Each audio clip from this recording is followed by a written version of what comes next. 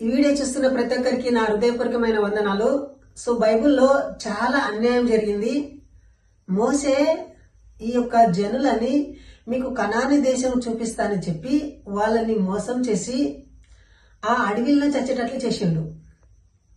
దయచేసి ఇలాంటి విషయాలు యా పాస్టర్లు కానీ యా విశ్వాసులు కానీ చెప్పరు. బైబిల్ మీద ప్రేమ ఉంటుంది వాళ్ళకు. బైబిల్లో అన్ని తప్పిదములు జరిగితే కూడా ఆ బైబిల్ని కప్పిపుచ్చాలని, బైబిల్ని కొనసాగించాలని, బైబిల్ గొప్పదని చెప్తూనే ఉంటారు.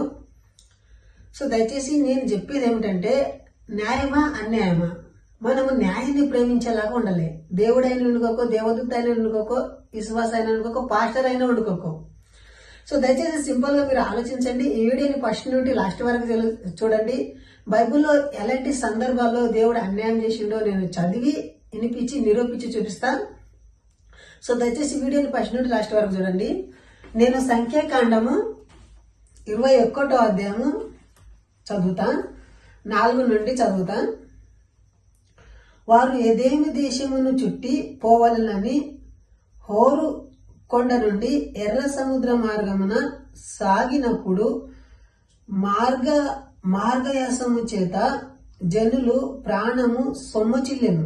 కాగా ప్రజలు దేవునికిని మోషేకును విరోధముగా మాటలాడి, ఈ అరణ్యములో చచ్చుటకు ఐగుప్తుల నుండి మీరు మమ్మును ఎందుకు రప్పించితిరి?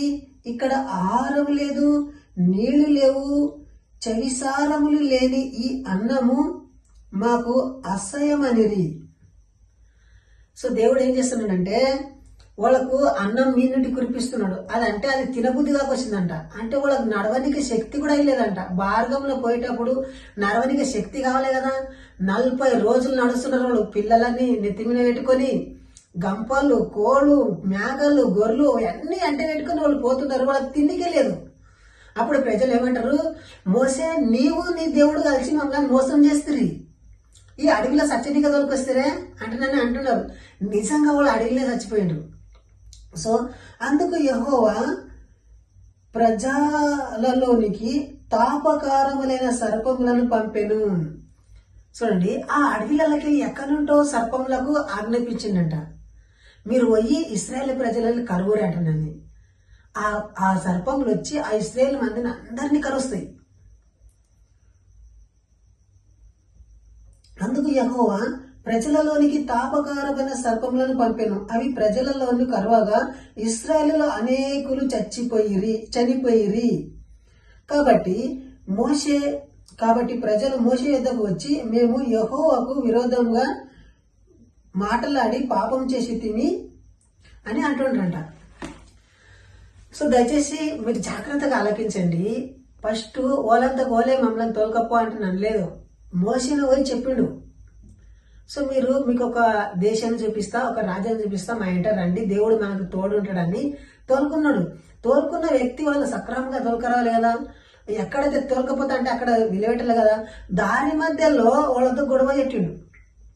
ప్రజలు ఏమంటున్నారు, నీ ఏనికి ఇంత మోసం చేస్తేవి అంటానంటే, అప్పుడు దేవునికి కోపం వచ్చి ఏమంటాడంటే, పాములన్నీ అసలు అంటారు వాళ్ళ కడవానికి. ఎంత అన్యాయం! ఏమడిగిండ్రు వాళ్ళు? కానీ పొట్టకు అన్నం అడిగిండ్రు. సో అన్నం ఇవ్వాలి కదా. అన్నం అడిగితే వాళ్ళకు పాములను ఇచ్చిండు. యేసుప్రభు ఏమంటాడు, నీ కుమారుడు నీకు రొట్టెని అడిగితే నువ్వు తేలినిస్తావా అంటే నన్ను అన్నాడు యేసుప్రభు. ఇయ్యవు కదా అంటున్నాడు. మళ్ళీ అక్కడ దేవుడు అన్నం అడిగితే పాములను ఇచ్చిండు. ఆ పాములతో చాలా మంది కరిచి చనిపోయిండ్రు. సో అంతేకాకుండా ఈ మోసకు మళ్ళీ వచ్చి అడుగుతారంట, అయ్యా మాకు తప్పైంది, నీకు మీ దేవునికి విరోధంగా మేము పాపం చేస్తామంటారు. వాళ్ళకి చేసిన పాపం ఏంది అక్కడ? మాకు అన్నం లేదంటానన్నారు, నిజంగా అన్నారు. మాకు నీళ్ళు లేవన్నారు, నిజంగా అన్నారు. మేము అలసిపోయినామన్నారు, నిజంగా అన్నారు. ఇక్కడ ఏమి పాపం చేయటం లేదు వాళ్ళు. మాకు ఆకలైంది, అన్నం పెట్టి అంటున్నారు. ఆ అన్నం పెట్టిన దానికే ఈ దేవుడు అని పాములతో కనిపిస్తున్నాడు. ఇది ఎంతవరకు న్యాయము? సో దయచేసి నాకు చాలా అన్యాయం కనిపిస్తుంది. ఈ పాస్టర్లు కూడా చాలా మోసం చేస్తుంటారు. మిరకలు జరుగుతాయి, అద్భుతాలు జరుగుతాయి అని అంటుంటారు కదా. అద్భుతాలు జరిగాయి. ఒక వ్యక్తి మస్తు తాగి యాసరికి వచ్చి విలపించి పైసలన్నీ అరిపోయినాక, దేవుడు నాకు కళ్ళలో వచ్చే నేను పాస్టర్ని అయిపోతాను, బైబిల్ చేత పట్టుకొచ్చి నేను పాస్టర్ని అవుతాను వాక్యం చెప్తాడు. ఇక్కడ ఏ కాలిక్యులేషన్లు ఉండలేవు. దొంగ సాక్ష్యాలు చెప్తుంటారు. యేసుక్రీస్తు నీళ్ళని ద్రాక్షరసం వేసిన అని బైబిల్లో రాసి ఉంటారు. సో వాళ్ళకు అది నీళ్ళని ద్రాక్షరసం ఎవరన్నా చేయగలరా? చేస్తలేరు. దొంగ సాక్ష్యాలు చెప్తారు, ప్రాక్టికల్ గా జరిగినవి చెప్తారు. ఎందుకంటే అవి జరుగుతూనే ఉంటాయి. ఆ జరిగినవి దేవునికి అతికించి మా ఎడల ఇంత గొప్ప కార్యం చేసి అని చెప్తుంటారు. దయచేసి మీరు కొత్తగా దేవుని లోపలికి వస్తే దీంట్లో ఏమైనా మిరకలు ఉన్నాయని మీరు అనుకుంటే మీరు పొరబడుతుంటారు. దయచేసి నా మాటలు విని మన హిందుత్వంలో ఉండండి. సో క్రిస్టియన్లో పోతే ఏం మంచిగా లేకుంటే ఇక్కడ చూడండి పాములతోటి కనిపించే దేవుడు, కానీ అన్నం అడిగితేనే పాములతో కనిపించే.